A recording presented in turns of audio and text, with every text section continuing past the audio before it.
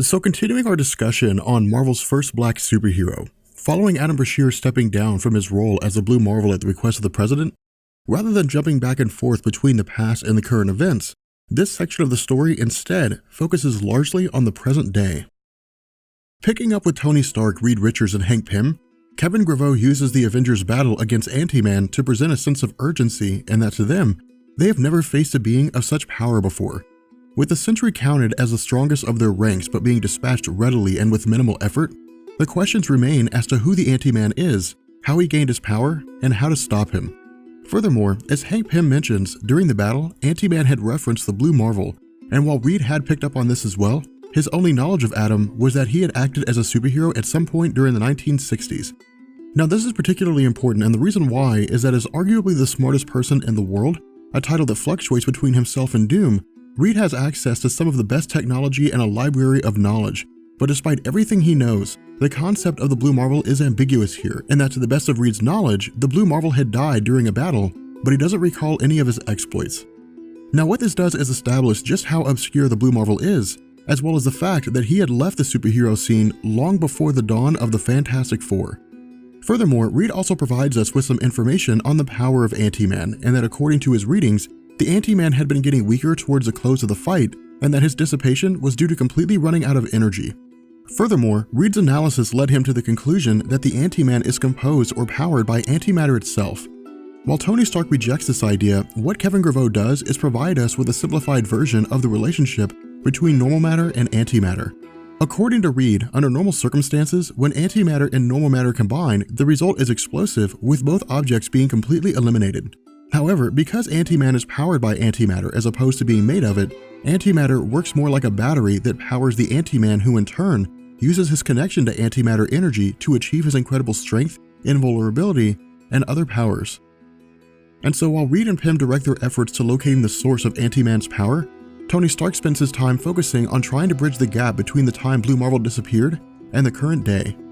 At this point, Grevioux thickens the plot of the story, and if I can be honest here, for the rest of the issue, the events that transpire will serve to demonstrate how good of a writer Grevioux truly is.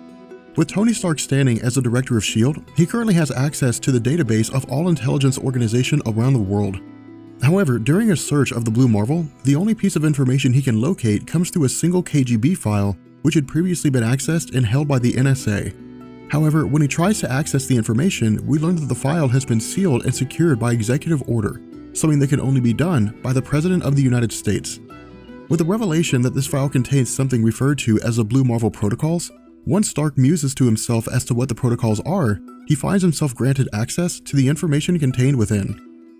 From here, we jump to Tony Stark meeting with Dum Dum Dugan. To sidetrack for a second, Dugan was one of the original Howling Commandos and served as Nick Fury's second in command during World War II.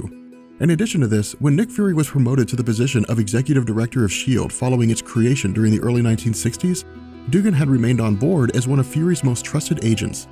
Now the conversation between the two tells us that during the era of Blue Marvel, not only was S.H.I.E.L.D. active, but they were well aware of who Adam Brashear was and what he had done in his quest to protect the Earth. And while Stark questions Dugan regarding what he knows about Blue Marvel, Dugan's initial reaction is to tell Stark to leave it alone.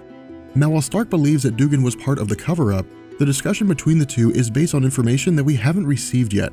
But putting two and two together, the situation seems to have been that following Blue Marvel stepping down at the President's request, S.H.I.E.L.D. had been tasked with monitoring Brashear for reasons unknown. However, because S.H.I.E.L.D. existed outside the authority of any existing government during that time, Fury turned down the request of the President to monitor Brashear due to the fact that neither Fury nor any of his group agreed with the fact that Brashear had been blackballed.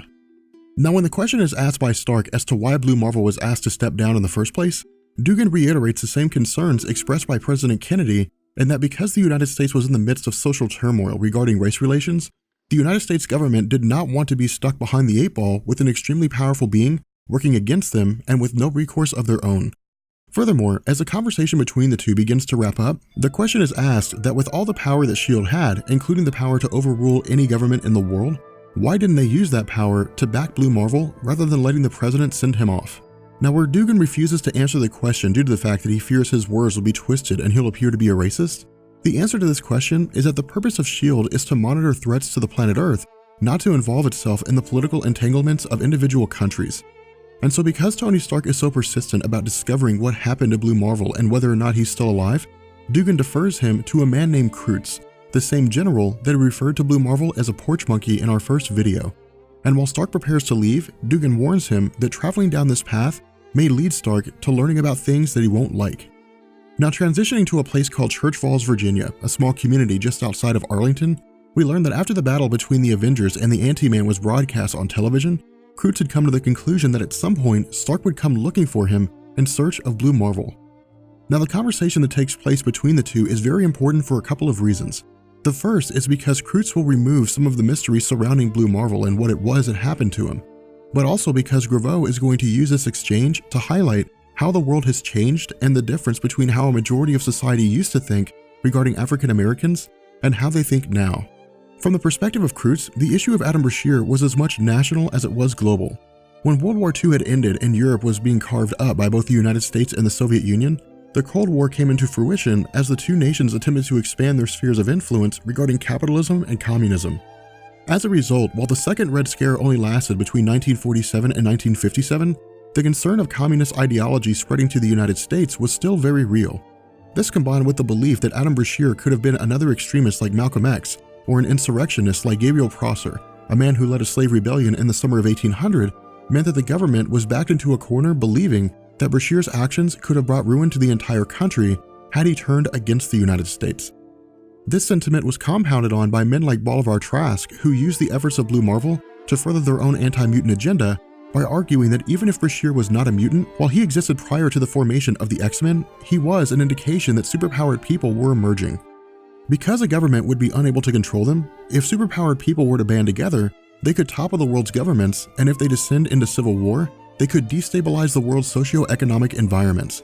As a result, in addition to Blue Marvel being asked to step down by Kennedy, his actions led to the federal government launching Project Wide Awake, a joint effort by the Defense Department, the CIA, the National Security Council, all headed by Henry Peter Gyrick, which would go on to see the creation and implementation of Sentinels. And so in order to end the legacy of Blue Marvel, before being asked to step down by President Kennedy, he had called Blue Marvel in for a final mission, which had been classified above top secret. At some point, the US government's early warning system had detected an alien presence heading toward the planet Earth. Calling Brashear in to deal with the alien, the primary goal was to assess and neutralize the threat, but the secondary goal was to put Brashear in a situation where he may have been killed in action.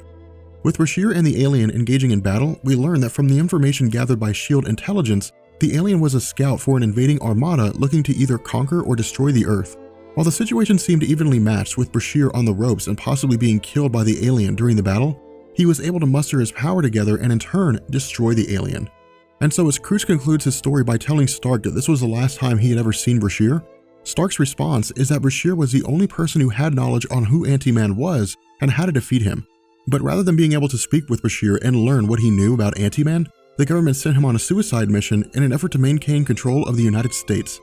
However, what Graveau does here is drop a massive bomb by having Kreutz inform Stark that Blue Marvel's death was a ruse.